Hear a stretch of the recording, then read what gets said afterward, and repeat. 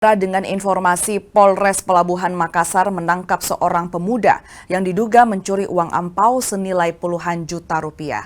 Pelaku terpaksa ditembak lantaran mencoba melawan saat akan ditangkap.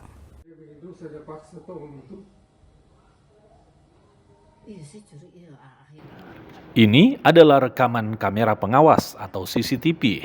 Aksi seseorang membobol rumah di Jalan Sumba, Kota Makassar, Sulawesi Selatan.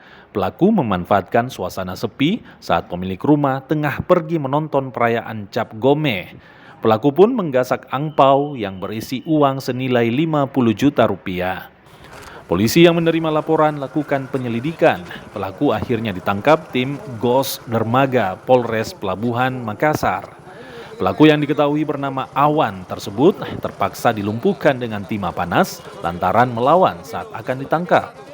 Kami berhasil mengamankan pelaku sekitar kurang lebih dari 24 jam mengintai rumah korban yang dimana korban keluar untuk melihat perayaan Cap Gome dan diminta menunjukkan dengan siapa yang berasal pelaku mencoba kabur dan melawan petugas.